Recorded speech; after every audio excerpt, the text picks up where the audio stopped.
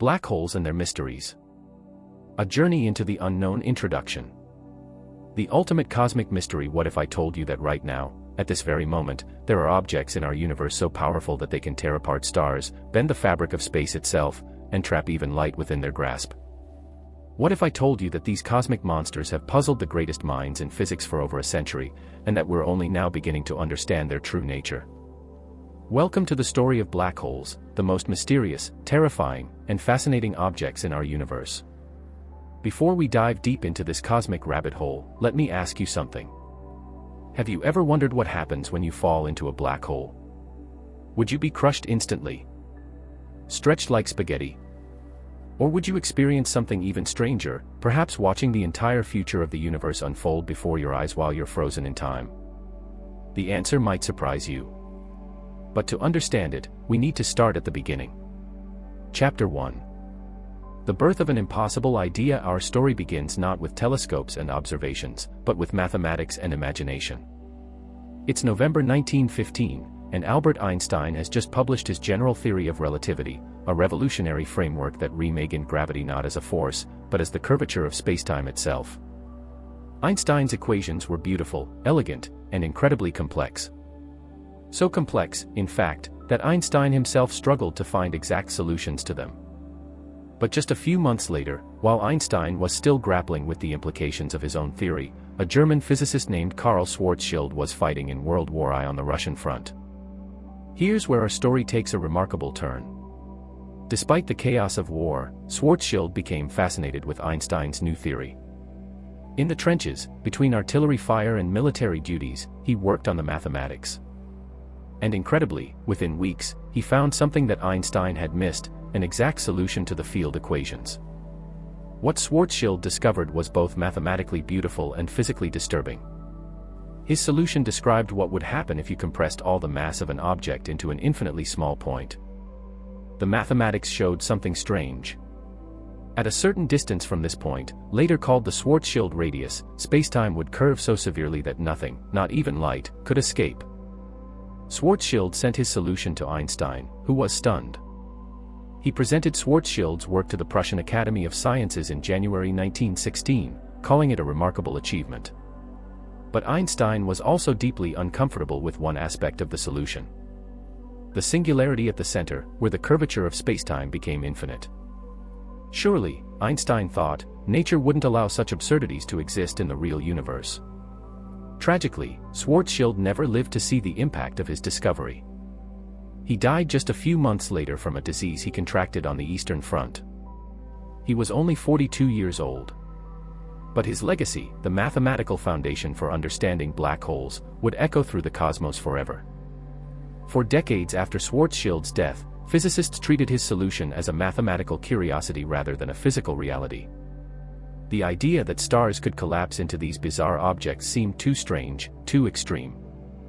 Einstein himself wrote a paper in 1939 arguing that such complete collapse was physically impossible. But the universe, as we would discover, is far stranger than even Einstein imagined. Chapter 2. Stars, collapse, and cosmic death. To understand how black holes form, we need to understand the life cycle of stars. And this story is one of the most dramatic in all of nature, a cosmic battle between two fundamental forces. Every star you see in the night sky is engaged in a constant war. In one corner, we have gravity, the relentless force trying to crush the star inward. In the other corner, we have nuclear fusion, the thermonuclear furnace at the star's core that generates outward pressure, pushing against gravity's squeeze. For most of a star's life, this is a stable standoff. Our Sun, for instance, has been fighting this battle for about 4.6 billion years, and it will continue for another 5 billion years or so. Every second, the Sun converts about 600 million tons of hydrogen into helium through nuclear fusion, releasing enormous amounts of energy that counteracts gravitational collapse. But here's the critical question. What happens when a star runs out of fuel? For stars like our Sun, the answer is relatively gentle. When the hydrogen fuel is depleted, the core contracts and heats up until it's hot enough to fuse helium into carbon and oxygen. The outer layers expand dramatically, turning the star into a red giant. Eventually, these outer layers drift away, leaving behind a dense core called a white dwarf, an object about the size of Earth but with roughly the mass of the Sun. In a white dwarf, gravity is held at bay by something called electron degeneracy pressure. This is a quantum mechanical effect where electrons refuse to be squeezed too closely together. It's not heat or fusion anymore, it's the quantum rules of nature that prevent further collapse. But what about more massive stars? This is where our story gets really interesting. In 1930, a brilliant young Indian physicist named Subrahmanyan Chandrasekhar was traveling by ship from India to England to begin his graduate studies at Cambridge. During the voyage, he made a calculation that would change astrophysics forever. Chandrasekhar calculated that there was a maximum mass for white dwarfs, about 1.4 times the mass of our Sun. Beyond this limit, now known as the Chandrasekhar limit, electron degeneracy pressure would be insufficient to hold back gravity. The star would have to collapse further. When Chandrasekhar presented his findings to the Royal Astronomical Society in 1935, he was met with skepticism and even ridicule from Sir Arthur Eddington, one of the most prominent astronomers of the time. Eddington refused to believe that nature would allow such complete collapse. There should be a law of nature to prevent a star from behaving in this absurd way, Eddington famously declared. But Chandrasekhar was right. And the universe does allow such absurd behavior. For stars more massive than the Chandrasekhar limit, the collapse continues. The electrons are squeezed into the protons, forming neutrons. What emerges is a neutron star, an object where a mass greater than our Sun is compressed into a sphere only about 20 kilometers across. To give you a sense of the density, a teaspoon of neutron star material would weigh about 1 billion tons on Earth. In a neutron star, it's neutron degeneracy pressure that holds back gravity. But even this has limits. In 1939, physicists J. Robert Oppenheimer and Hartland Snyder calculated that if a stellar core exceeded about 2 to 3 solar masses, even neutron degeneracy pressure would be overwhelmed. At that point, nothing in the known laws of physics could prevent complete gravitational collapse. The star would collapse into a black hole. Chapter 3. The point of no return. Let's imagine we're watching a massive star in its final moments. The star is perhaps 20 times the mass of our Sun, and it has burned through its nuclear fuel. For such a massive star, the end comes suddenly and catastrophically. In the final stages, the star's core has been fusing heavier and heavier elements, hydrogen to helium, helium to carbon, carbon to oxygen, oxygen to silicon, and finally silicon to iron. But here's the critical point. Fusing iron doesn't release energy, it consumes energy. When the core becomes primarily iron, nuclear fusion stops. Suddenly, there's nothing left to support the star against gravity. What happens next occurs on a timescale that's almost incomprehensible. The entire core collapses in less than a second. The collapse is so rapid and violent that it creates a shock wave that rips through the outer layers of the star, triggering one of the most energetic events in the universe. A supernova. For a brief time, perhaps a few weeks, this single star can outshine an entire galaxy of hundreds of billions of stars. But what about the core? If the core's mass exceeds the neutron star limit, the collapse continues. The matter falls inward, compressing further and further. Space and time begin to curve more and more severely. And at a certain point, something extraordinary happens. A black hole is born. The newly formed black hole is defined by its event horizon, a spherical boundary in space from which nothing, not even light, can escape. The radius of this boundary is the Schwarzschild radius we mentioned earlier. For a black hole with the mass of our Sun, this radius would be just 3 kilometers.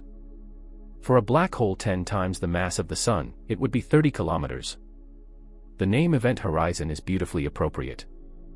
It represents a horizon beyond which we cannot see events. It's a one-way membrane in spacetime. Things can fall in, but nothing can come out. It's the ultimate point of no return. But here's where things get truly mind-bending. The event horizon isn't a physical surface. If you were falling toward a black hole, you wouldn't feel anything special as you crossed the event horizon. There's no wall, no barrier, no physical boundary. From your perspective, you'd simply keep falling. It's only from the outside that the event horizon appears special. From outside, the event horizon marks the point where the escape velocity equals the speed of light. Since nothing can exceed light speed, nothing can escape from within the horizon. Now, you might be wondering, what's inside the event horizon? What's at the center of a black hole? According to general relativity, at the very center lies a singularity, a point where the curvature of spacetime becomes infinite, where density becomes infinite, where the known laws of physics break down completely. The singularity is hidden from the outside universe by the event horizon, what physicist Roger Penrose called cosmic censorship. But here's a secret that many physicists suspect. The singularity probably isn't real. It's likely a sign that general relativity breaks down at these extreme conditions, and we need a theory of quantum gravity to truly understand what happens at the center of a black hole. We'll return to this mystery later. For now, let's explore what we can observe about black holes from the outside. Chapter 4. The Invisible Hunters. Here's a profound irony. Black holes are perhaps the most dramatic and extreme objects in the universe, yet they're also completely invisible. By definition, they emit no light. So how do we find them? The answer lies in their gravitational effects on their surroundings. Black holes might be invisible, but they're not silent. They announce their presence through their influence on nearby matter. The first serious observational hunt for black holes began in the 1960s, not with optical telescopes, but with X-ray detectors. Scientists realized that if a black hole was in a binary system with a normal star, matter from the companion star could spiral into the black hole, forming what's called an accretion disk. As matter in the accretion disk spirals inward, it speeds up and heats up dramatically through friction. The inner regions of the disk can reach temperatures of millions of degrees, hot enough to emit X-rays. These X-rays can escape to space. They're emitted outside the event horizon, making the accretion disk around a black hole one of the brightest X-ray sources in the cosmos. The breakthrough came in 1964 when a rocket-borne X-ray detector discovered an intense X-ray source in the constellation Cygnus. The source, named Cygnus X-1, was emitting as much energy in X-rays as the Sun emits in all wavelengths combined. Observations showed that Cygnus X-1 was in a binary system with a blue supergiant star. The X-rays came from a compact object orbiting this star. But what was this compact object? By measuring the orbital motion of the supergiant star, astronomers could estimate the mass of its unseen companion. The answer was shocking. The compact object had to be at least 10 times the mass of the Sun. This was too massive to be a white dwarf or neutron star. According to everything we knew about physics, it had to be a black hole. Still, the evidence was circumstantial. In 1974, physicists Stephen Hawking and Kip Thorne made a famous bet.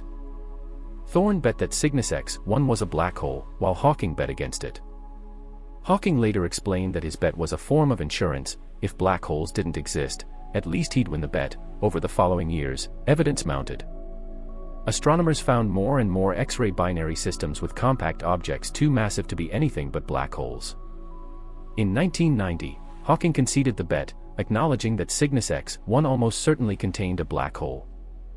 But the story of finding black holes was just beginning. Astronomers soon realized that black holes came in at least two distinct varieties. Stellar mass black holes formed from collapsed stars, and something much more massive lurking at the centers of galaxies. Chapter 5. Giants at the heart of galaxies. In the 1970s, astronomers began noticing something strange about the centers of many galaxies. They were extraordinarily bright and energetic. Some galaxies, called active galactic nuclei or AGN, had compact cores that outshone the entire rest of the galaxy. What could produce such enormous energy from such a small region? The answer, many theorists suspected, was a supermassive black hole, a black hole not just 10 or 20 times the mass of the Sun, but millions or even billions of times more massive. The evidence came from observing the motion of stars and gas near galactic centers. In our own Milky Way galaxy, astronomers focused on a radio source called Sagittarius A, pronounced Sagittarius A star, located at the galactic center. Starting in the 1990s, teams of astronomers, notably groups led by Andrea Ghez at UCLA and Reinhard Genzel at the Max Planck Institute, began a decades-long campaign to track individual stars orbiting near Sagittarius A. Using advanced adaptive optics to compensate for atmospheric blurring, they could watch stars whip around the galactic center at incredible speeds.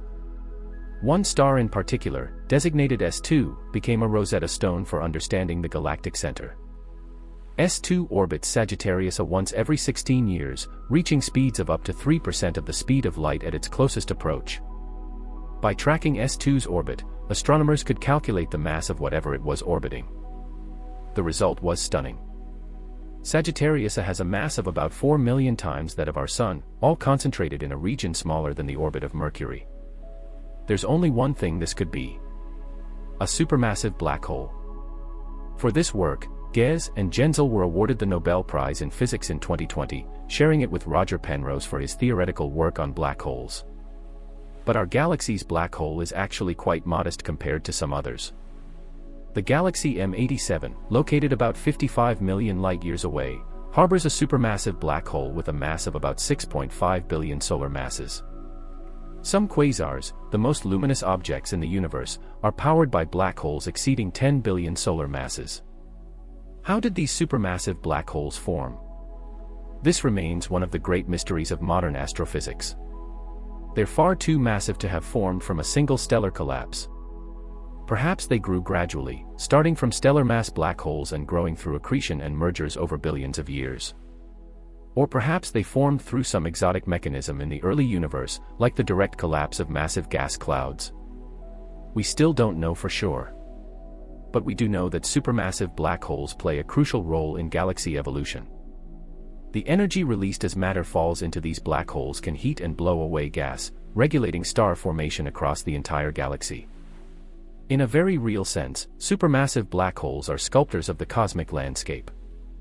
But despite all this evidence, there was still something missing: a direct image of a black hole. That would require pushing technology to its absolute limits. Chapter 6. Photographing the invisible. Imagine trying to photograph something that's completely black, surrounded by darkness, located tens of millions of light-years away.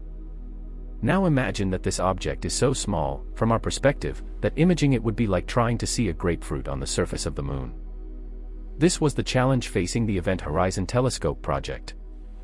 The Event Horizon Telescope, 8, isn't a single telescope, it's a network of radio telescopes scattered across the globe, from Hawaii to Antarctica, from Spain to Chile. Using a technique called very long baseline interferometry, these telescopes work together as if they were a single telescope the size of Earth itself. The goal: to image the shadow of a black hole's event horizon. Here's the key insight. While we can't see the black hole itself, we can see its silhouette against the bright background of the accretion disk. The black hole should cast a shadow, a dark region where light rays have been bent into the black hole and cannot reach us. The 8 team chose 2 targets: Sagittarius A, the black hole at the center of our galaxy, and M87, the supermassive black hole at the center of the galaxy M87. Although Sagittarius A is closer, M87 is much larger and its accretion disk changes more slowly, making it easier to image. In April 2017, 8 telescopes around the world simultaneously observed M87 for several days. The amount of data collected was staggering, about 5 petabytes, so much that it couldn't be transferred over the internet. Instead, the data was stored on hundreds of hard drives that were physically shipped to processing centers. Then began the painstaking work of analyzing the data. Multiple independent teams worked on the analysis, developing sophisticated algorithms to reconstruct an image from the radio signals. One of these algorithms was developed by Katie Bauman, then a graduate student at MIT, who became a prominent face of the project. On April 10, 2019, the world saw the results. Humanity's first image of a black hole. The image showed exactly what Einstein's equations predicted: a bright ring of light surrounding a dark central shadow. The ring is light from the accretion disk, with some of the light bent around the black hole by its intense gravity. The dark center is the black hole's shadow, about 2.5 times the size of the event horizon due to the way gravity bends light. The image was fuzzy and orange-tinted, the color added for visualization, but it was profound. We were seeing the photographic proof of an event horizon, confirming predictions made a century earlier.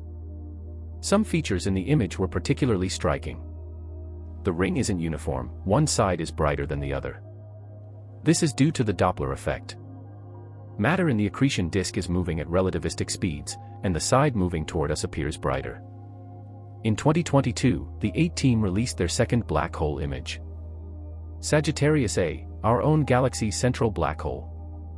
Despite being much closer, it was actually harder to image because its accretion disk changes on timescales of minutes, so the team had to develop new techniques to capture a stable image. These images weren't just pretty pictures. They allowed scientists to test general relativity in one of the most extreme environments in the universe. And Einstein's theory passed with flying colors. The observed ring matched the predictions to remarkable precision. But these images also raised new questions.